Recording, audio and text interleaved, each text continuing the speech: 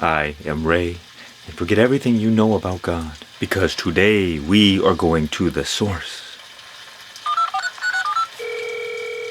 Hello, this is not the person you were trying to call. You've reached the rejection hotline. Unfortunately, the person who gave you this rejection hotline number did not want you to have their real number. We know this sucks, but don't be too devastated. So why were you given a rejection hotline number? Maybe you're just not this person's type. No, this could mean boring, dumb, annoying, arrogant, or just a general weirdo. Maybe you suffer from bad breath, body odor, or a nasty combination of the two. Regardless of the reason, please take the hint. Accept the fact that you were rejected, and then get over it. And please do your best to forget about the person who gave you this number, because trust us, they've already forgotten about you. Well, I guess we're on our own now. In the beginning, there was God. What is going on?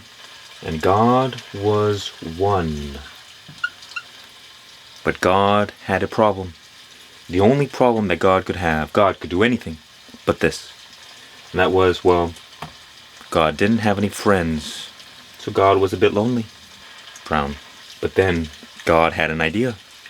I am God. I can do whatever I want.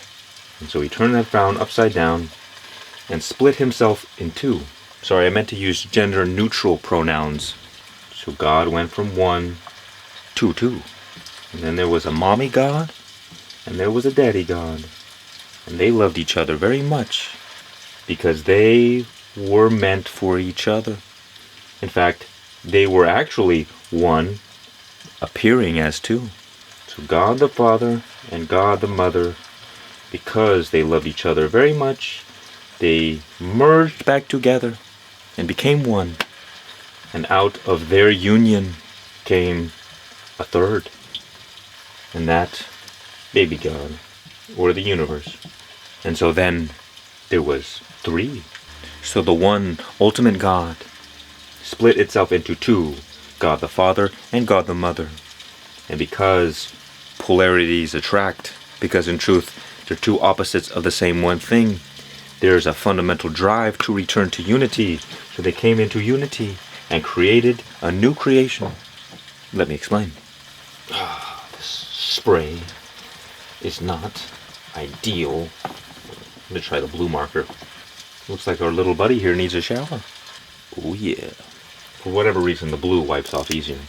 What is required for understanding? Let us look out into the universe and see what we find.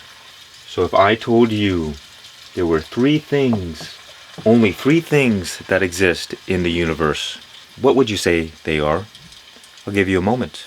If you look out into outer space, what are the three things that you find? Planets?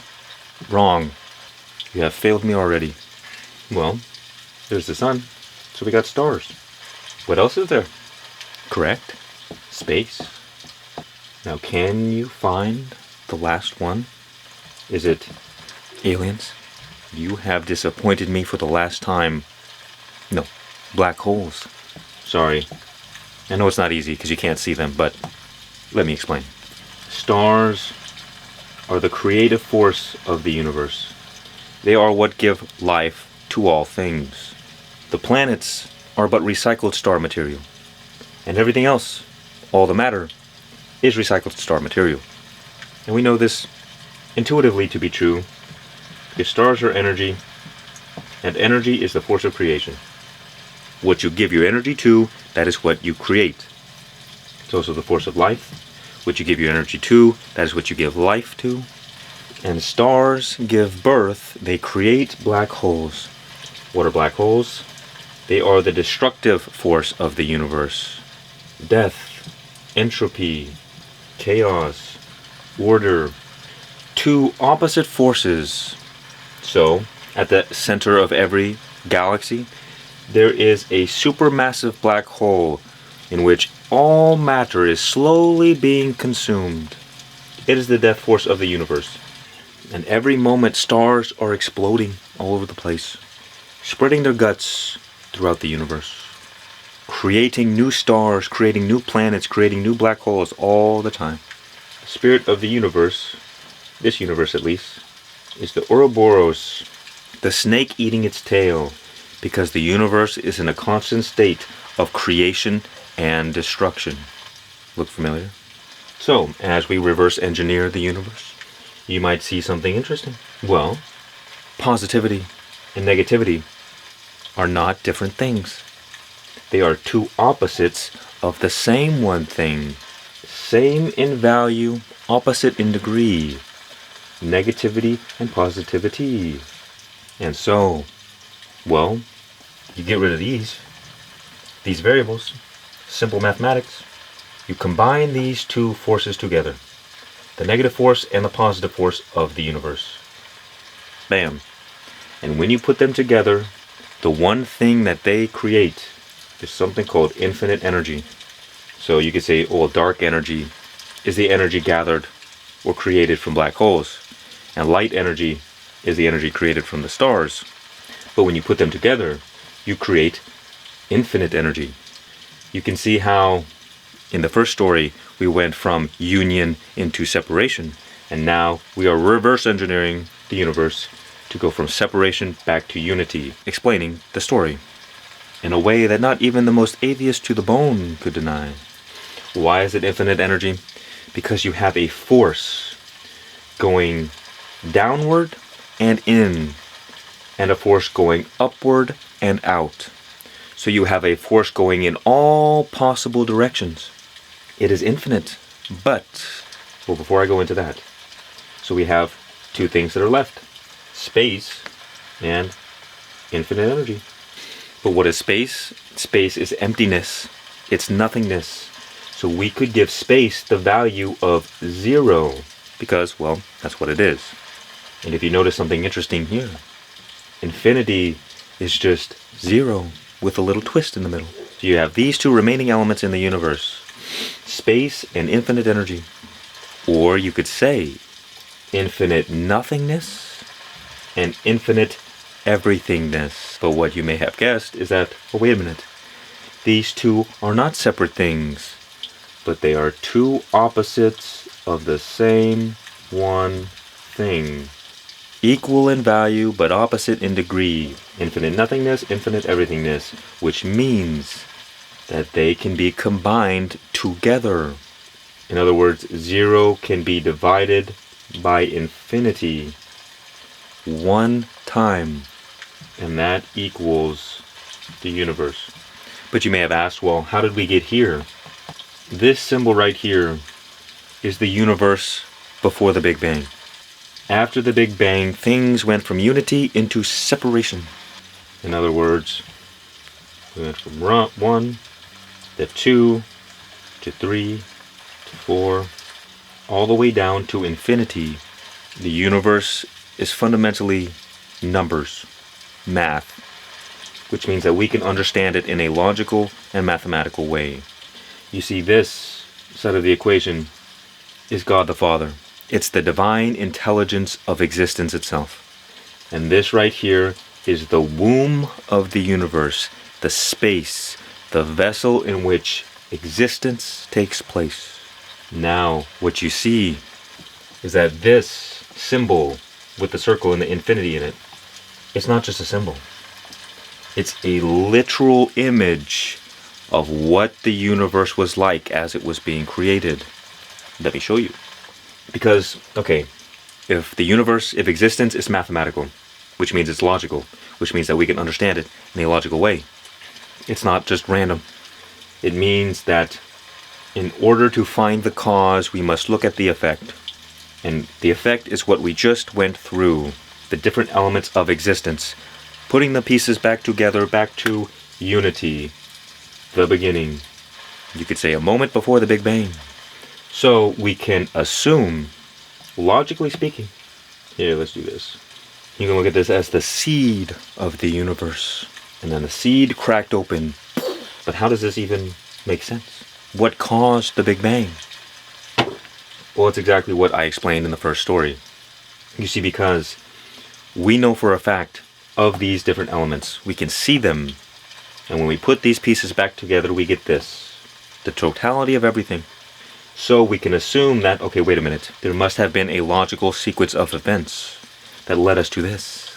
And what were those logical sequence of events? You have the all, which is a reflection of this unity, the one. This is also the one. Now, of course, this is cutting edge stuff. Forgive me for my ignorance, okay? But here's one way to look at it. Imagine this as Christ, and then imagine this as God the Father. This is the Son, this is the Creator. They are mirror reflections of each other. They are the same, but a little bit different.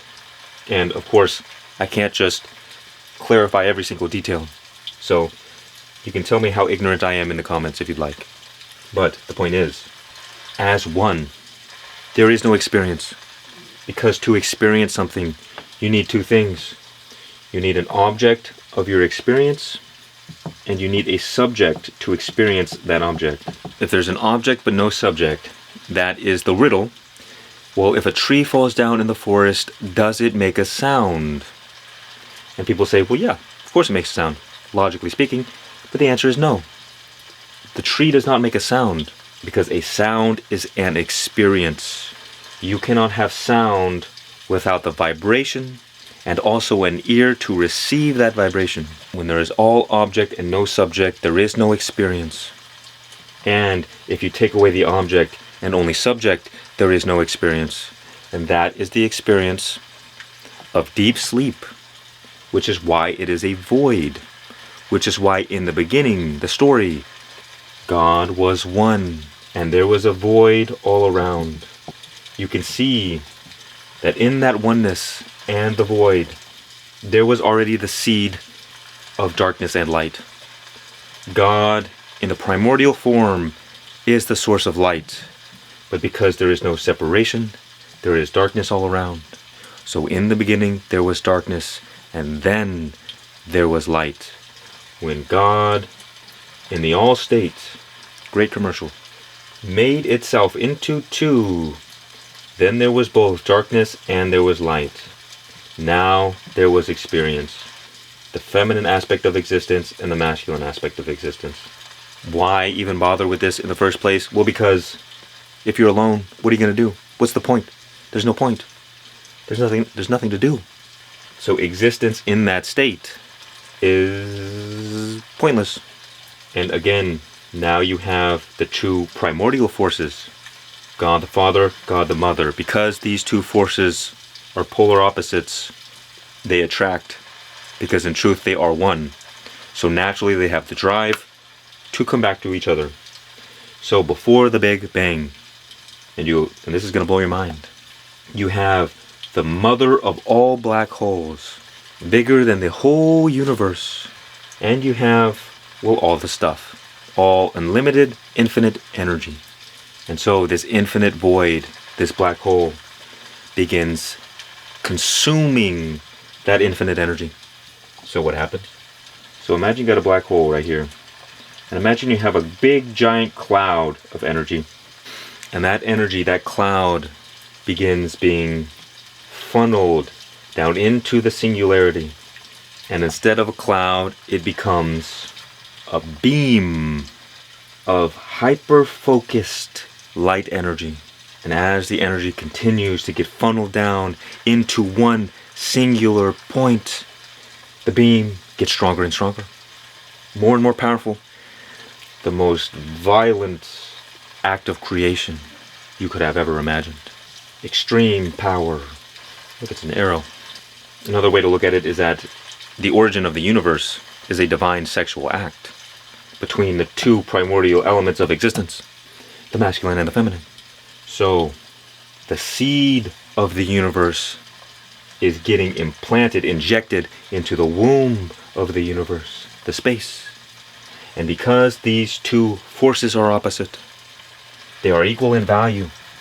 And so there comes a certain point, a threshold, in which these two forces cancel each other out as the divine energy gets channeled into the womb. Zero is divided by infinity. When it reaches that threshold, the space can no longer sustain itself, because this space is like a data storage center.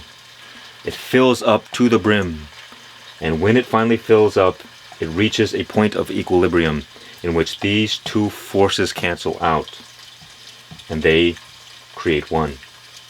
So that is the formula for creation. And this is the creation. And if you notice this zero, this space, or this symbol is literally the image of creation in action. You can see the energy swirling down into the center. And the symbol, instead of one, what the symbol is this, one.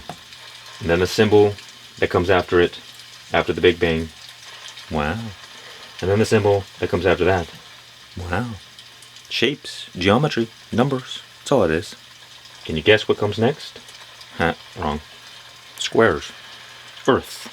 Now, sure, I may have missed some points. Maybe there's some contradictions in here somewhere. Forgive me, please. Simply put, God, in its original form, entered into separation so that there could be experience. Because without experience, well, it's deep sleep. There's nothing. So now, in separation, we can experience.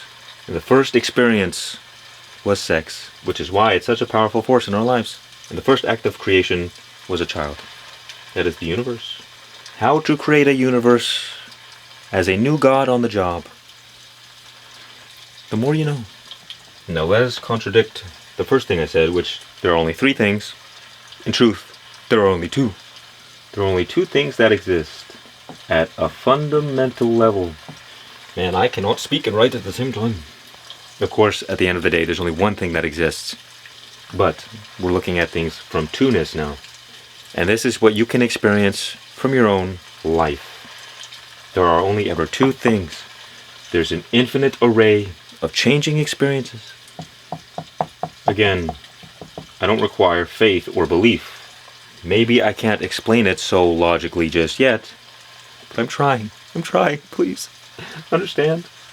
Upon the backdrop of an unchanging awareness, the only two things that exist, everything from the moment we are born until the moment we die is a changing experience. We just label the changing experiences with names. But this is the true nature of what they are, a changing experience.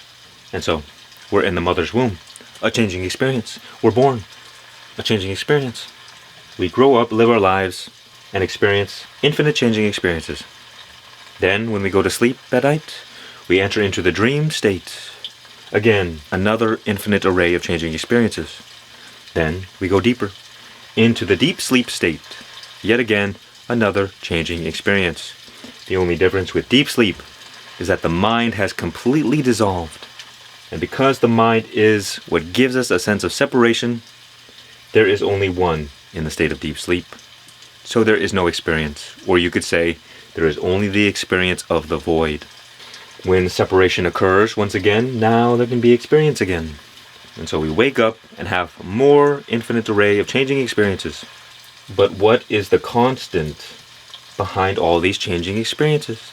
They say the only constant in life is change, but that is wrong. There are two constants. That is change, and that is the unchanging. By definition, the unchanging is constant. It does not change. And so, we are all, our true nature is the unchanging awareness behind all of our experiences. But we don't experience life like that because we identify with our changing experiences. Our body changes, it's a changing experience. We say, I am my body. Our mind changes, we say, I am my mind. Our personality changes, we say, I am my person. All changing experiences, but at the end of the day, who is the one aware of those changing experiences, huh? Who is it? Is it you, or is it someone else? Or are you your thoughts? If you are the voice inside your head, then who is the one that is listening? All your thoughts, changing experiences. All of our suffering comes by the way we label our changing experiences as bad, as good, as unwanted. But at the end of the day, everything we experience is neutral. But we give life meaning based on our reactions and our judgments. So if you label a thought as negative, you experience negativity. Not because the thought is negative in itself, but because of the way we judge the thought. The unchanging awareness does not judge anything. Completely neutral. Which is why, well, enlightenment, awakening, is the realization that you are the unchanging awareness and you are not your changing experiences. Every human since the beginning of time, 99.9% have identified with their body, with their mind, with their personality. And as Krishna said in the Bhagavad Gita, that is the source of all suffering. A false identification. And every so often, an avatar of God incarnates into the human plane to remind us of what we have forgotten, like Jesus or like the Buddha. And so, what the truth of this reality is, it's going to blow your mind. You're not going to believe it. Is that we are all God in the formless, transcendent, eternal and infinite state, experiencing itself in form, in the limited, in the temporary. Why? Because God is an adrenaline junkie. No, because what is the one flaw that God has as eternal, as infinite, as omnipresent, as all-knowing? What is God's one flaw? Is that there is nothing for God to do. God is already everything. So God manifests as separate from itself to experience itself in a limited and temporary form. That is us, or what we believe ourselves to be. As the great Bill Hicks once said, today, a young man on acid realized that all matter was merely energy condensed to a slow vibration. That we are all one consciousness, experiencing itself subjectively. There is no such thing as death. Life is only a dream, and we are the imaginations of ourselves. You see, an easy way to understand the nature of existence. As we've discussed, you have infinite energy, and you have zero. And so you could imagine that infinite energy slowed down all the way to zero. And like pulling apart an accordion, all of reality is made manifest in between, with everything vibrating at its own unique frequency of existence. Which is why Nikola Tesla said, if you wish to understand the secrets of the universe, think in terms of energy, frequency, and vibration. I'm not sure if that's how he talked, but I digress. Everything is energy. Everything. And so, simply put, God, in its ultimate transcendent state, as the unchanging awareness, that is our true nature, is simply energy vibrating at the rate of infinity or greater. Whatever that means. Our three-dimensional minds are little monkey cells. Can't understand infinity. So I just say infinity plus. And the reality, all of existence, is that same one energy, slowed down to zero. So less than infinity, greater than infinity. God is experiencing itself just in different ways. Now, how do I know this? Well, this is fundamentally an Eastern philosophy thing. Vaita Vedanta, that Brahman, the ultimate reality, manifests in two forms. The transcendent, eternal, infinite form beyond the boundaries of space and time. And in the formless, temporary, changing state. Advaita Vedanta is non-duality. So the point is that everything in existence is the same one ultimate reality. But we only perceive ourselves to be separate individuals in that reality. Now, before I go deeper into that, I want to make, a great joke that God played on the human species. And that is that science is literally, the study and analysis of God. Who would have thought? Because science is about understanding the nature of reality, but the nature of reality is God. It's just we put all kinds of labels on it. And this is why, atheism doesn't make any sense. Most atheists, they deny religion, and they have some valid points. But the definition of God that I use, that nobody can deny, and I guess it's unfair, sorry, I win, is that God is everything. What's so hard to believe about that? God is everything. And how could you say that God is not everything? Without any religious ideas or philosophy, let's just take the word God, for instance, because even though it's a vague word that everybody has their own definition of God, fundamentally the word God means the ultimate. So, if you say, here is God, right here, this little circle. But you say, oh, over here, it's not God. This is separate from God. This is not God. Well, then how can that be God? Is this thing somehow outside the jurisdiction of God? If this is over here, it means that God is not ultimate. It's not the totality. To say, at least in my opinion, to put something over here, to say that this is not God, to me seems to place a limitation upon God. And God, by definition, cannot have limitations. At least in the ultimate state, in the truest, highest, transcendent state. So to me, and I would love to hear your debates in the comments, it doesn't make any sense for anything to be not God. Because for something to be not God places limitations upon God. Now, of course, this is a radical idea for many people because religion conditions us into saying, well, God is the good guy, and there's a bad guy, and the bad guy is not God. But from this perspective, God is the one actor playing all the different characters, all the demons, all the angels. It's God's one divine play. And so the darkness is equally important to the truth as the light. It is only from our animalistic perspective, in which we pursue pleasure and avoid pain, do we find it impossible to say that God allows all the pain, all the suffering, all the death, all the tragedy. And you see, the thing is, it would be one thing if I was just philosophizing and intellectualizing, but this is the reality that I experience on a daily basis. Well, let's first explore the idea of enlightenment and separation, because separation is the source of all suffering. And to realize that you are not separate is freedom, salvation. So, for my whole life, I identified as a separate ego or mind, as a person, an individual.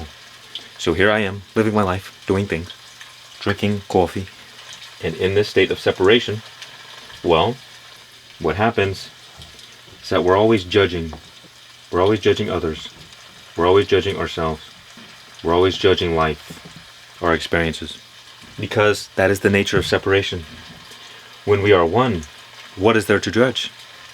There's nothing to judge. We don't even experience ourselves. But judgment arises as a result of separation, because now we have another thing to reflect upon. The masculine can reflect upon itself through the feminine, and vice versa. We understand the light because we understand the darkness. We understand the hot because we can understand the cold. Contrast gives life meaning. And so in separation, meaning arises. Now I should note, separation is not a bad thing. Without separation, there would be no experience. Another Elon. But with separation comes many consequences. Not only the positive, which is being able to experience God, being able to experience the joy of life, but also all the negativity. Comes with the good and the bad. Got to enjoy the sunshine and the rain. But this is why people find reality to be like this hell realm where they're suffering all the time. Because through separation, our individual selves, the ego creates a never-ending plethora of desires and aversions, pleasure and pain, and this creates a never-ending cycle of suffering. Because the nature of the universe existence that we live in is change, and what the ego has us do, we get latched on to things. We want things to be a certain way, but we as the ego can never really have what we want. So life becomes like this great desert, samsara, in which there are pools of salt water all over the place. And when those poor souls go to drink the salt water, there is temporary pleasure up front, but then they become more dehydrated from the salt. So we spend our lives trying to find lasting satisfaction in a temporary world, and it does not work. Samsara is a word that means wandering, and this is where ideas like the Matrix come about. The Matrix? Or the Truman Show. Both these things are flat earth motifs. The Matrix, the idea is that we are all sleepwalking. Everybody's living in a dream. They're living in illusion because separation is an illusion. As we've discussed, everything is the same one energy, but we do not experience unity. We experience separation because that is the illusion that the mind creates. So we are all living in a dream. And that is why the movie like The Matrix is waking up from that dream, realizing that the way you thought reality was not at all what you thought it was. That life is a divine play, and we are all the actors. And our life is the dance. It's the play, it's the movie. But the illusion is that everybody is method acting, meaning they actually believe they are the character that they are playing. They are stuck in illusion. They don't realize that they are the actor. Or in other words, if life was a movie, you are not the character in the movie. At least that's not your true nature. But you are the one in the movie theater watching yourself on screen. You are the unchanging awareness that is free from all the experiences. The world, the universe is not an illusion, let me be clear. But the way we perceive reality, that is the illusion. The Matrix is in our own mind. That is why the only prison in existence is your mind, and it's made up of thoughts. And you are the jailer. You are already free. You are not a slave to anything in this reality. Nothing. Nothing. No system, no society, no money. You already have access to infinite abundance, infinite love, infinite peace, infinite joy. The only thing that keeps you from that is your belief in separation. That is all. Why? Well, let me tell you. As Christ said, the kingdom of God is within you. God, in the ultimate state, not as the universe, not as existence, but in the ultimate state. The original OG, OGD, God. That is the unchanging awareness. Why? Because the unchanging is eternal. Even death and birth are but another changing experience in which you, the eternal awareness, are experiencing. And so, the nature of God is bliss. The kingdom of heaven, Valhalla. I don't know how to spell that. I am doomed. The Valkyrie, they're coming for me. For my inability to spell correctly. What else is there? Nirvana, Buddhism, Moksha, Hinduism, I think. Heaven, Christianity. Heavenly bliss. And bliss, I like to think of it as the combination between joy, love, and peace. But it's also the source of abundance. What I mean is that the nature of God, imagine, radiates bliss, joy, love, peace. And because it's the source of all things, it is the source of all abundance. All of these things are within you in unlimited supply. There is no limits to this. As Jesus said, when you drink the water of this world, you will thirst again. Samsara. But when you drink the water in which I give you, you will never thirst again. One experience I had one day is that I think I was practicing Yoga Nidra. Or, simply put, I like to meditate myself to sleep. So I stack my meditation practice before bed and first thing in the morning. Because it's just easiest to do that. So I meditate myself to sleep and I meditate myself awake. And what happened one day was that I woke up in the state between deep sleep and awake. Now, it wasn't a sleep paralysis, which I would say is a little bit closer to awake.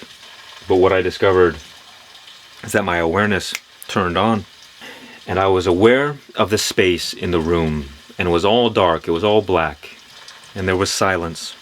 And I had lost all sensation of my body. My body didn't exist. And one of the only other things was there was a sphere, like a little ball, where my head would be, like in the center of my head. And the last thing that was there, that was present, was just an overwhelming sensation of bliss. The best heavenly feeling you could ever imagine.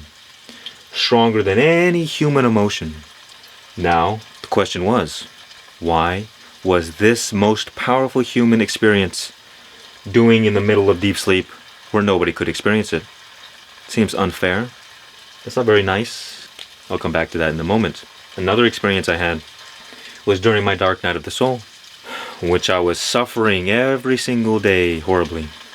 One morning I awoken, but my mind hadn't fully kicked on yet, and I was just sitting there, kind of immersed in this joy, in this peace, like, this is so nice, this is wonderful. But then as soon as my mind woke up, I was immediately flooded with the most horrific cortisol, just nasty feeling. I could feel it flood my body. And then I spent the rest of my day in this kind of just perpetual dread. Do not recommend it. But the question was, why was I just immersed in complete peace and joy and love and just happiness? And then from one moment to the next, I was completely in suffering and misery. This didn't make sense. What is going on here? That is because, and you can experience this for yourself. Don't just believe me.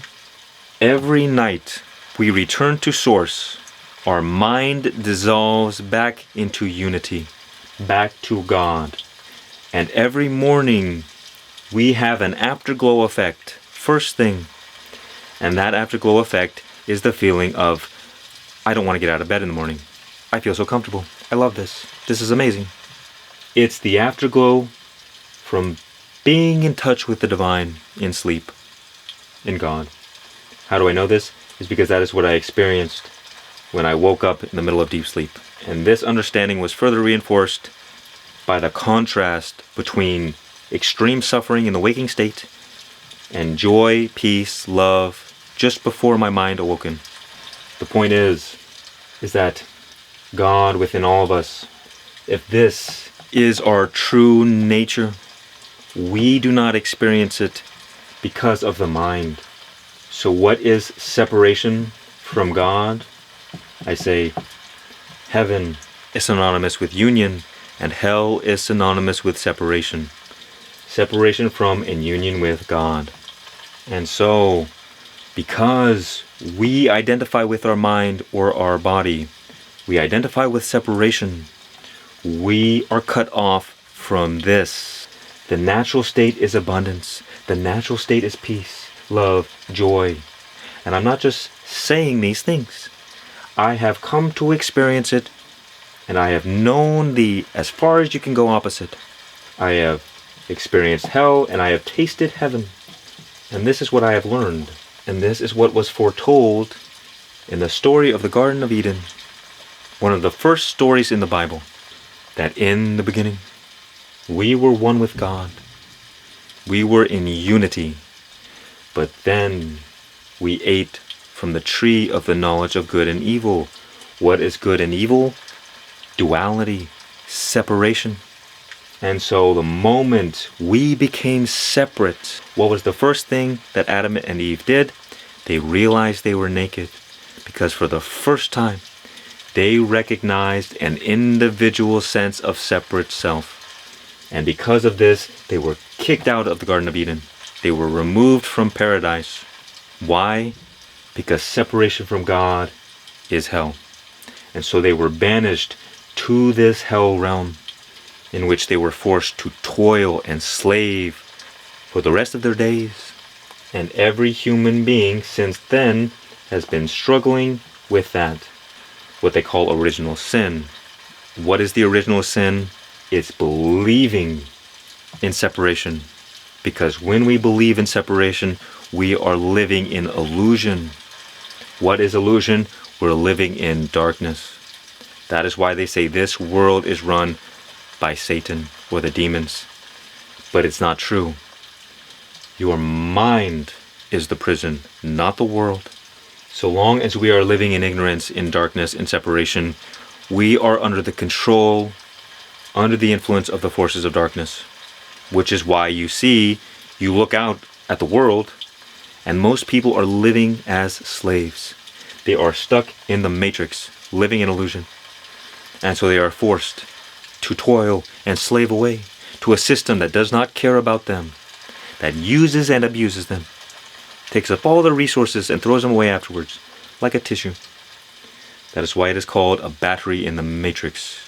The forces of the demonic use the masses to feed off them like parasites. And because we don't even know that this is going on, we have no power. Those who do not know their power have no power. When I experienced the heavenly bliss in deep sleep, my awareness turned on, but there was no mind present to separate myself from the natural state of peace, love, and joy. And this is what I experienced now. Because when you awaken, when you discover the true nature of things, that you are the unchanging awareness behind your experiences, you stop believing that you are the ego. This is not an intellectual thing. Oh no, there's noise. Gotta recenter myself. I have been distracted. I lost my train of thought. I have returned replenished. Where were we? As you stop feeding the ego identity, the separation, it can no longer feed on your energy. And so over time it begins to dissolve. And what emerges is then the natural peace, love, and joy that is already present. The ego is like a dark cloud that blocks out the light of the sun, that which radiates joy, love, and peace. So all suffering in the world, all of it, is for no other reason than the ego, the sense of separation, because the default state is joy, love, peace, and abundance. How do I know this? Because once you become awakened, once you realize that you are the unchanging awareness, this is what happens. And this is what the spiritual teachers have been talking about forever. All religion leads back towards this. How do you become saved? You return to God within you by realizing that you were never separate in the first place. Because think about it. Most people, their definition of God is omnipresence, which means that God is everywhere, always. And if God is everywhere, always, that means God is with you right now, forever. And if God is with you right now, it means that you are not separated from God. You are already one with God, which means you are already in heaven. You're only dreaming that you're not. And this means that the true nature of reality is that everything for the rest of eternity is perfectly okay. Everything is fine. There are no problems. There is nothing to worry about. Even if you die, death is perfectly safe, as Ram Dass would say. Although this is not an excuse to just think that you can leave your body. I am not promoting any dangerous acts. Because until you recognize yourself as the unchanging awareness, forget about it. We have more than likely lifetimes of conditioning, negative memory, karma, that has been fueling this sense of separation. So in this life now, we must begin diffusing that power, that which keeps us from heaven. And what I've experienced on my journey, well, the first thing, the moment I awakened to my true nature as the unchanging awareness, there emerged everlasting peace. I'm just going through my experiences. This is how I experience every day, no matter what happens. No matter if I have a good day, no matter if I have a bad day, good experience, light, rain, sunshine, there's always peace. Why? Because the peace is always there. We just don't realize that it's there. In the same way, if you pay attention to your surroundings right now, you will see that there is an infinite ocean of silence around you at all times. But what happens? We are conditioned to only focus on the noise. Only when you go out into the forest where there is no noise pollution does the natural, eternal silence emerge once again. Are we made aware of it? In the same way, there is an eternal silence within you, and we know intuitively that peace and quiet are one and the same. And so, we don't experience that peace because we have been conditioned to focus on the noise of the mind. There are thoughts everywhere, which is why people meditate. We meditate why? To quiet the mind, to have more peace. But that is a misconception. You cannot get peace. You cannot have peace. You are peace. Peace is already the default nature of what you are. You only have to recognize it. And like the eye in a storm, no matter what is going on around you in your life, or whatever thoughts are in your head, you will remain in stillness, in that peace. But depending on our ego conditioning, we get pulled out of that peace because we identify with our thoughts. So we have a thought, and because we believe, oh, well, I am my thought, we become united with the thought, and the thought pulls us all over the place. But as the ego loses its power over you, you begin stabilizing in this peace, and nothing can ever move you again. And there's this oscillation that happens where you get taken out of peace, and then you return. And then you get taken out of peace, and then you return. Like when you turn off the power to a fan, it keeps going for a while until eventually it stops. That is the nature of becoming awakened. You recognize first-hand experience that you are not your ego, that you are not your thoughts, that you are not this body. But because the ego has an energetic charge, it pulls you into it from time to time. And over time, you stop feeding your thoughts, you stop feeding your ego, and it loses power until eventually you completely stabilize in your true nature as awareness. And in this state, the first thing you experience is everlasting peace, because you are entering upon God's doorstep. You are approaching the kingdom of heaven, the gates. And the closer you get, the more peace, love, and joy emerges naturally. Now, the further you are stuck in ego mind, the more you will suffer, because the stronger in separation you will be. This is why atheists are the way they are. Before I dive into this, let's just talk about atheists for a moment. Most atheists, not all, but you will see an archetypal pattern in most of them. That is, they are thinking types. They are like intellectual rationalists. All of this to say, they are highly identified with their mind. Biologically, they have a strong mind, so they're very intelligent. They're very smart. Whereas you see, well, many religious people, it's kind of the opposite. You see ideas like, well, having simple faith. And so what happens is that, well, the smart person looks at people who follow religion, and it doesn't make any sense to them, because they don't have evidence of God, because they are the ones who are strongest in separation. And, well, why would you believe something if you didn't have evidence for it? That doesn't make any sense. Do you think that billions and billions of people who follow religion, that they just kind of randomly believe in it because? No. All religious people have evidence. They have evidence of God. It's just not the evidence that the rational thinking types accept. The rational thinking types, they want scientific evidence. They want pure, hardcore facts, data. But religious people, they experience God through feelings. And for the thinking type, the feeling is their unconscious function. It's their inferior function. So they are not as adept at feeling. And so, well, what happens is that the thinking types, they think that the feeling types, they're stupid. Because for the feeling type, thinking is their inferior function. And so what happens is that the thinking, intellectual, rationalist types, they become prideful. Well, because they say, I am intelligent. I am more smarter than these beasts. So I must be correct. And whatever their fantasy world they're living in, that is just nonsense. And so the pride causes them to say, oh, well, religion is just stupid. God doesn't exist. Doesn't make any sense. Forget about it. Yes, it's a cop-out. Because a true critical thinker seeks to understand the opposite's perspective. Then they are not so quick to come to these kind of ultimate conclusions about life. Because the moment you say, I know, you cut yourself off from the truth.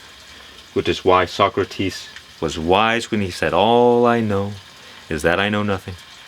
Because when you know nothing, now you are completely open to receive the truth. But you see, where I come into play is that I am a thinking type. So the whole video so far is essentially about logically and rationally, intellectually explaining the idea of God without faith, without belief, so that everybody can come to an understanding. Not just the people who feel like God is true, who believe in God. Because that seems to me to be unfair. If God is true, which the truth is the very nature of God, that means all people, all aliens on other planets as well. It must make sense to everybody. Which is why, well, at the end of the day, all religion is wrong. Why? Because all religion is human religion. And the ultimate truth has to be true on all planets, not just Earth. And so if an asteroid came tomorrow and destroyed the Earth, there would be no evidence of any human religion, of any humans, gone as if it never existed at all. But the nature of God would remain unchanged. And so it is very critical to not hold on so tightly to your religious ideas, because you cut yourself off from the truth. God is beyond all words, is beyond all thoughts, is beyond everything that the mind can comprehend. Which is why the atheists have such a hard time with God. They're using the wrong tool. The mind is a tool that directs this human body. Its goal is to help us in this life. And so the only way that the externally focused human being can come to God is through things like nature, is through things like music, is through things like love. It is more difficult to experience God in form, but it can be done. But when you go within yourself and you touch upon God in the true and ultimate state, there is no denying it anymore. One Swami that I love, Swami Sarva Priyananda, he said in one video, and these are my words, I don't want to put words in his mouth, but he said, once you come to the realization, once you awaken, God himself can come down to you and try to convince you otherwise, and he will be unsuccessful. Because there is no more doubt. You're not just holding on to a thought, like, okay, God is real, God is this, God is that. The difference between claiming that you know something, which cuts you off from the truth, is that when you claim you know something, it's but knowledge. It's a thought, information that you have come to the conclusion that it is true. But when you come to this kind of realization, it is beyond words. It is a simple understanding that cannot even be put into words. It's like, think about a steak for an instant. If God was a steak, I could talk to you all day about the different spices and the flavors and how to cook the steak and what seasonings and what sauces to use and, you know, the olive oil, and you get the idea. But at the end of it all, I could spend 10 years talking to you about steaks. And at the end of it, you will not even understand 1% of what I was talking about. But if you were to eat a steak in no time at all, you would understand exactly where I was coming from without me even needing to say a single word. That is the difference between knowledge and understanding. God is beyond all thoughts. You cannot use the mind to understand something that existed before there was ever a mind to perceive. But you can come to God realization through direct experience by realizing that you cannot be the objects of your experience, but you must always be the unchanging awareness. And once it clicks for you, the illusion is destroyed, and the veil, day by day, begins falling away. And you become free from the illusion. That is what it means to break free from the matrix. And you are eternally free. There is nothing that can ever enslave you ever again, because you have tapped in to the source of abundance, which means you have access to all the resources in existence, all the resources in the world. God gives you a blank check. You've got all the peace, all the love, all the joy, so you don't have to go out into the world to find these things. The struggle that most people go through. They wake up every day, living a life they don't enjoy, for a reason. A lot of the times that reason is money. I have to survive. I have to do this. Once I finally get enough money, then I'll be happy. But you are already infinitely abundant. You just have to recognize it. We go out and think that, well, I got to go out into nature to find some peace. I'm going to go out in the mountains, meditate. No, peace is already within you. It's simply the external circumstances that temporarily remove that which was keeping you from peace, that which was keeping you from abundance, that which was keeping you from love. And, we go out into the world and say, I need to find love. I need to find somebody to love. But the same love in them is the same love in you. They just trigger it. But if you can find the source of love within yourself, you can give infinitely to others. As they say, well, you cannot fill the cup of another unless your cup is overflowing. So you don't want to be the ego trying to take love. You want to be the source of love, living from awareness. And the way we can come to this realization, firsthand, direct experience, there are many ways. There are many ways to God. Controversial, I know. In fact, all rivers lead back to the same ocean. So, it doesn't really matter what you do. You're headed back toward God anyway.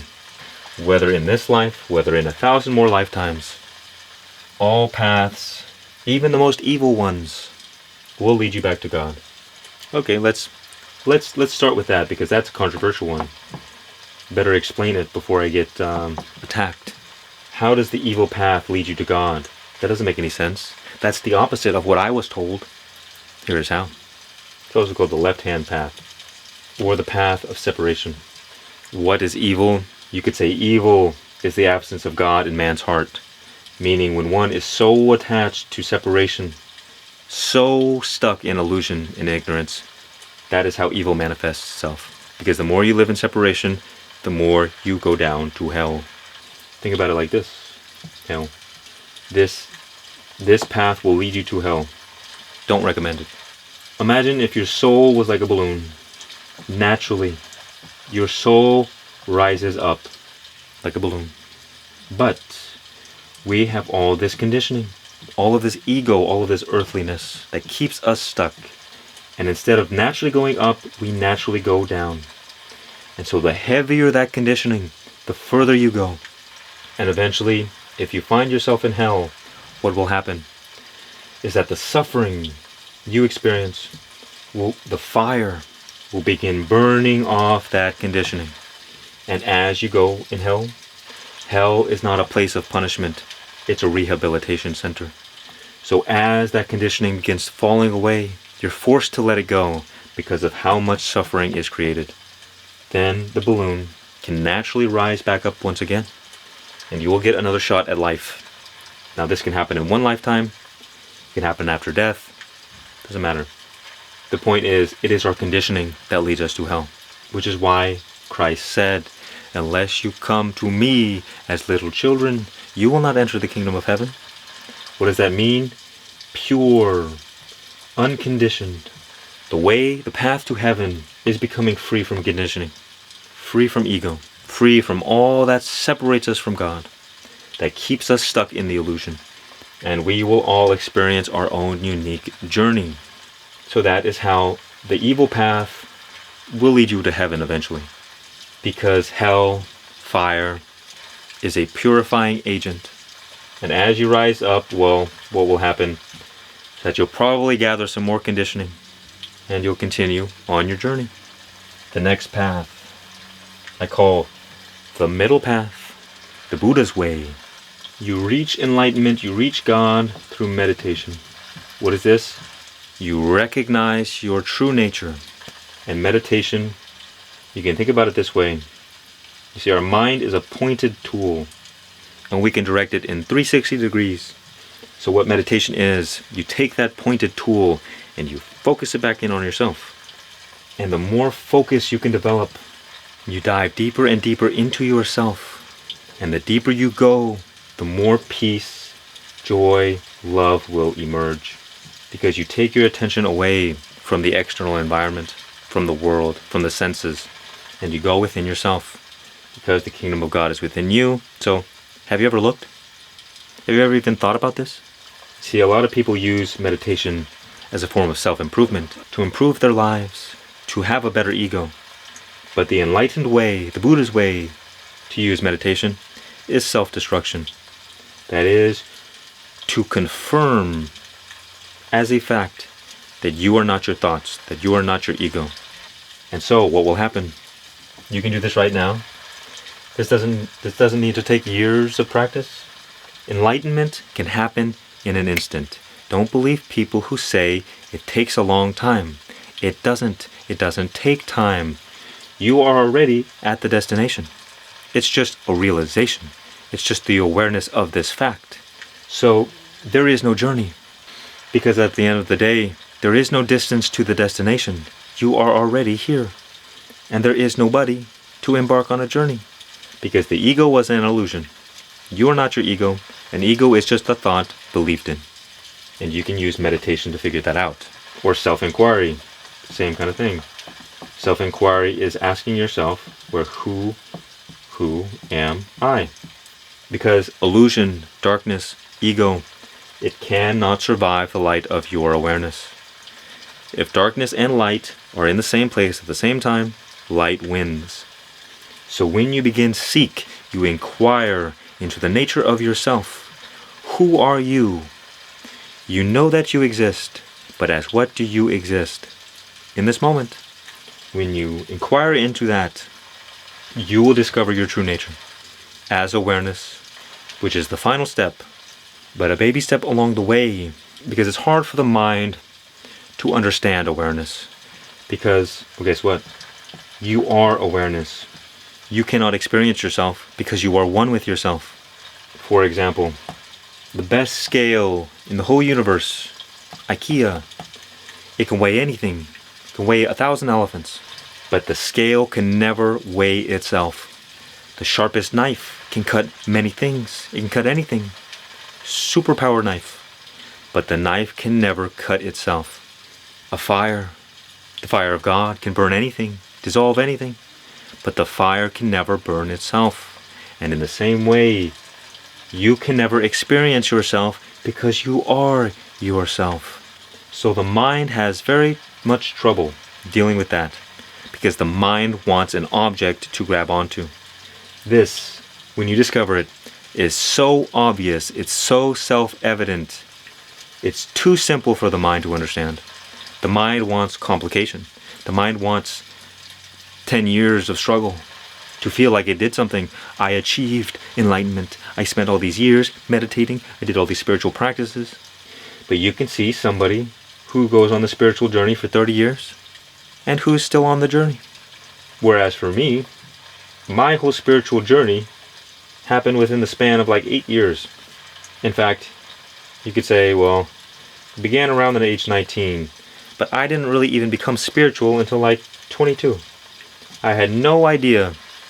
I mean, I grew up surrounded by religion, but God never made any sense to me. It was just a thing that existed, but I never really thought about it. It wasn't until my early 20s did I begin thinking about it, because life forced me to go within. And my first introduction to spirituality was Eckhart Tolle, like 22, 23 years old. But even then, I never really latched on to the spiritual identity. I just wanted freedom. I just wanted to stop suffering. I didn't care what it was called. So, you could say if I started the spiritual journey at 19, didn't really become spiritual until 22. By the time I was 27, the spiritual journey had ended because I realized that I was not my ego, that I was the awareness. So who was it that was embarking on the journey? Who was it that was trying to reach this destination? The spiritual journey ends when you realize there is no distance and nobody to embark on a journey. And that is what you could say, well, the true journey begins, but it's not a journey, it's just you live your life. As they say, before enlightenment, you chop wood, you carry water. After enlightenment, you chop wood, you carry water. So I never really had much time to be spiritual. I mean, now I kind of have fun with it, but I'm not sitting here believing, trying so hard to be spiritual. Do you think I'm spiritual? Do you think I'm spiritual? I don't really care. It doesn't really matter to me. I just am. So enlightenment can happen like that. It can happen in the next 5 minutes. It may have already happened. All that is required is awareness. That's it. So don't fall in the trap where you're always trying to seek knowledge. Yes, it's good, but get results. Don't just feed on spiritual ideas. Don't just feed the spiritual ego. Get the result. Find freedom. And then you can go and live your life and have fun and do whatever you want. So we can do this now, where you kind of close your eyes for a moment and you try to find the person you believe yourself to be. Like I said, you know that you exist, but as what do you exist in this present moment now? What are you? Please, for the love of God, what are you? If I close my eyes and I say, well, I am a man. Well, where am I as a man? Well, as long as I don't move my hands and feel around myself, or as long as I don't open my eyes and look in the mirror, I have no sensation that I am a man. What about being a human being? If I close my eyes right now, well, I have no sensation that I am a human being. Only when I open my eyes and I look at other people do I say, oh yeah, I am a human being. And every other identity in which we try to find, it cannot survive the light of our awareness, because the ego is an illusion. It's a thought. It's a construct of memory and sense data. But what is the truth? You are here. What are you? I mean, intellectually now, you know what you are. But it doesn't matter what you think you know. What matters is, what is the direct experience? What do you see? Not with the mind, but with your eyes. And so what I see, if I close my eyes and I just kind of, let's say, label a bit of the experiences going on around me. There is some rain sounds. I feel my feet are cold. Cold feet. I also feel the pressure of the ground in beneath my feet. What else is there? I feel this nice, comfortable robe. There's a light in my eyes. I kind of have to go pee. All of these different changing experiences. Interesting. But okay, what am I? Who am I? What do I experience when I take my awareness and shove it in my body? There's two things. Only two things. There is inner spaciousness. And within that inner spaciousness, there is a presence. And this presence is our natural radiance. And you see, the radiance of space, space around you, space within you, is silence, is peace. You know, in space, it's silence. There are no noises. And if you pay attention, if you kind of focus on the space around you, you can kind of get an idea of what it is. I mean, it's nothingness.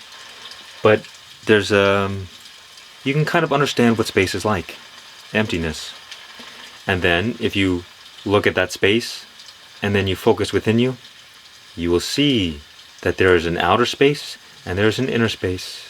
And both spaces are separated through the sensation of our skin, our body.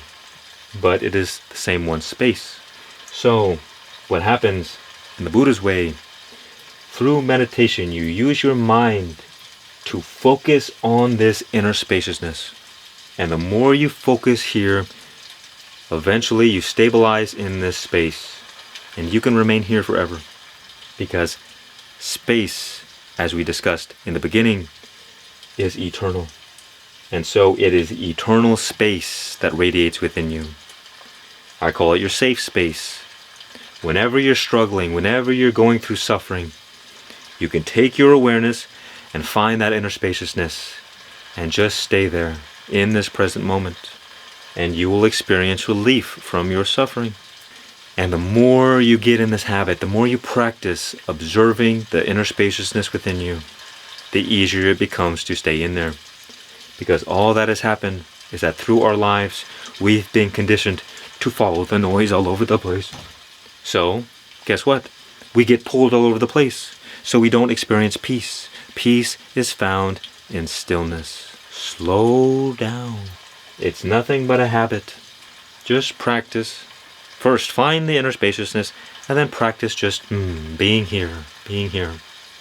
And in the morning, a great practice for you, one of my favorite things, the morning meditation, is that instead of getting out really quickly in the morning and just getting up and being shocked by all the negative things that are happening in your life, sleep in, but not sleep in, stay in bed, and find that afterglow that we mentioned earlier, that afterglow which is presence in your body. So in the morning, the presence is the strongest, so it's most obvious. It's that nice, comfortable feeling. You may even say it almost reminds us of home. I feel like I'm home. I feel like everything is okay. Why? Because it's kind of like being in the arms of God for that short, temporary time. The only difference is that presence, that comfortable feeling, that feeling like home, it's always there. It only gets covered up by the mind. Once the mind is active and going about its day, it's almost like the mind sucks up all those juices and uses them. So we feel a sense of separation from that juice, the juice of life. Because that presence is the radiance of life within you. And so what happens for the rest of your life? Once you recognize this inner spaciousness, this peace, in the present moment, throughout your system, you use the mind to continue diving deeper and deeper and deeper. And this is an eternal wellspring of peace, love, and joy that you will begin tapping into. And the deeper you go, the stronger it will get. And the amount of time it takes you to really tap in to this wellspring is how much your ego has been conditioned. How much juice has it stolen from you? Because to the degree in which this mind juice dissipates, that's how long it will take for the separation to dissolve. And what happens is, like the fan example from earlier, we take out the plug and the fan keeps going for a while. But with awakening, with coming to our true nature, the ego grips us again and we get pulled into feeding it, into believing in it. So it's like we unplug the fan, then we plug it back in. Then we unplug the fan and then plug it back in. And the sooner you can stop plugging it back in, the sooner the sense of separation will dissolve. And because the ego cannot survive without the energy that you feed it, it begins to fall away naturally. And you dive deeper into truth.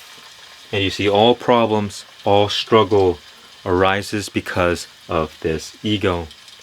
Why? Because your true nature is the source of all harmony. And what is a problem? It's the absence of harmony. So when you dive deeper into yourself, you continue to focus your attention inward. Harmony becomes established in your life, which means that all of your problems begin solving themselves. That you don't have to struggle in this world anymore. That you don't have to fight and strive to get what you want. God is already trying to give you everything you want. All that you seek is also seeking you. But what happens? We sabotage our blessings. We get in the way by believing in separation and therefore feeding ideas of lack and scarcity and fear. Why? You see, the story of Adam and Eve from earlier is the origin story of the human species, that we evolved to develop stronger brains, which developed stronger minds, which developed a stronger sense of separation. All animals are eventually, they'll either go extinct or they'll make their way to be like us. And so what happened was that, well, if you've ever seen a nature documentary, it's horrific. Nature is just death, a churning meat grinder. So we awoken into this nightmare. And at the same time, we fell asleep into a dream. And so we perceive ourselves as a separate individual in a hostile environment where everything is trying to kill us. And therefore, when we live in ego, our entire existence is rooted in fear and survival. And what happens when you awaken, you become fearless. And you no longer worry about survival because you understand intuitively that God has already taken care of everything. And you begin to see more and more evidence of that. That there are no such things as problems. There are no such things as mistakes. Only from the sense of ego, from the sense of separation, do any of these things exist. Lack and scarcity is an illusion. Fear is an illusion. And that is why when you become awakened, you become free from suffering. That, to me, is my definition of enlightenment. It means you are free from suffering. And what will happen? Again, you oscillate, but eventually you become stabilized in that wisdom. And you dive deeper and deeper into it, more and more fully enlightened. So there are degrees of enlightenment, that of which the beginning is awakening. But not all awakening leads to enlightenment, because you can get awakened and then go back to ego. So be wary of this. Before we get into the signs that you know you're on the right path, let us go through the last path. So we have the left-hand path, the middle way, and the right-hand path. What is this? This is Christ's way. What does this mean? It's the heart path, path of love, the path of selflessness. Why does this work? Because when you're focused on others, you're not focused on yourself. The mind, the ego, its very nature is selfishness. Why? Because it gives us the sense of self. And so the more you dedicate your life to serving others, to giving, you can see the Christ path and the Satan path are opposites. Let's do this. So, Satan's path, little path over here. Taking is the reptilian way. It says, I will take whatever I want, even if it means killing you. And the Christ way is giving. And it says, I will give you anything you need, even if it means killing me. It's the way of the heart. The Satan path is the way of the mind. Selfishness, selflessness. I think you can get the idea. This path, non-judgment. Judge not, lest ye be judged. That which you do to the least of me, you do to me as well. Because all is one. All are manifestations of God. All is perfection. It is our simple judgment that says, no, life is not perfect. Look at all this suffering. And if you may have noticed, what is this? Satan's way, negative. Christ's way, positive. Buddha's way, neutrality. In harmony with the very nature of existence itself. And these paths are like the missions in the video game of life. The main storylines, and you can do whichever one you want. I like to do all of them. Now, the hellish path is kind of a default thing for a lot of people who don't pay attention. So you don't need to consciously go on the hell path. I'm sure you've already experienced enough of it. But you can go on the Buddha path and the Christ path. This middle path is also the path of knowledge, the path of study, the intellectual path, meditation. And this is the path of service, action, giving. You go out into your world, you go out into your life and you spiritualize your life. Everything you do is an act for God. Now, the way you know you're on the right path, you're making spiritual progress. Let's do this. On this side we'll do how to, and on this side we'll do the effects, the results, the rewards, how you know you're on the right path. So, spiritual progress. The first sign is a greater sense of peace. If the spiritual teachings have been giving you more peace, or anything that you've been doing has given you peace, keep doing it, because you know you're on the path to God. How do you get peace? Well, in Advaita Vedanta, the way is knowledge. So you realize the peace that is already within you. Also meditation. You meditate upon the peace that is already within you, so you can stabilize in that space. Another one, and knowledge frees you from the illusion, and the illusion is what separates you from peace. So you're no longer following your thoughts all over the place. You're no longer getting pulled by other people, but you can be center, be the eye of the storm. Another way is right living. So when you engage in something that is not good for you, you will get punished with a lack of peace. You might get some shame, some guilt, some fear. Living a morally righteous life will give you peace. See what else? Love is another sign. Love you receive through service, doing nice things, good things for others, helping other people. You also, again, meditation, you connect to the source of love within yourself. You could also say positive thoughts. You cultivate the love within you. So you constantly think loving thoughts towards yourself, you think loving thoughts towards other people, and that will create a more loving life. Become the source of what you seek. If you want love, don't go out into the world and try and take it from other people. Become love, because that is your true nature already. And so just realize that love is within you. But sometimes we have to cultivate it by giving more love. Joy, the present moment, the life within us, the source. Its radiance is peace, love, and joy. And this life can only be experienced in the present moment. That is why the ego separates us from these things. The ego is time-based. It's always ruminating on the past. It's always worrying about the future. It's always judging our current experiences. It's never satisfied in the present moment. But if you can just be, everything is fine, because you connect to the source of life itself within you. The more you remain in the present moment and just relax, the more joy you will experience. That doesn't mean you can't think about the future or think about the past. It just means that the present moment is your default state, and you are completely content and satisfied here.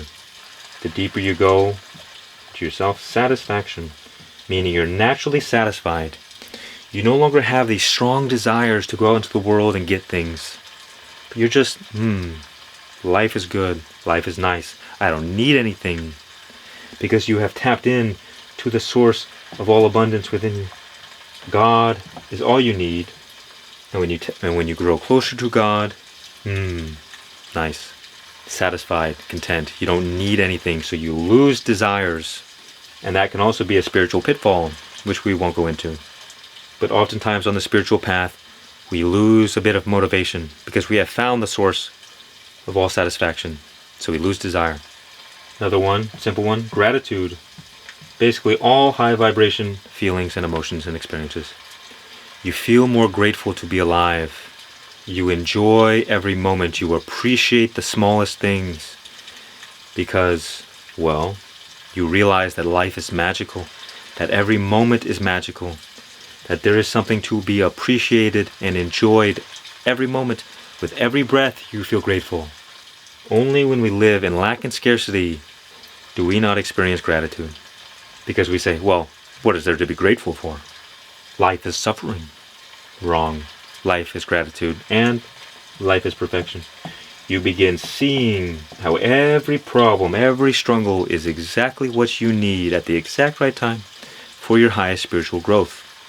You see that God was always in control, that God was pushing you down and pulling you up. God was enjoying the divine play of life, which is experienced through contrast. So the bad times, the good times, all perfect. No matter what you experienced, doesn't mean that life was not still tragic. But the villain and the hero are equally important to the story. You cannot have life without death.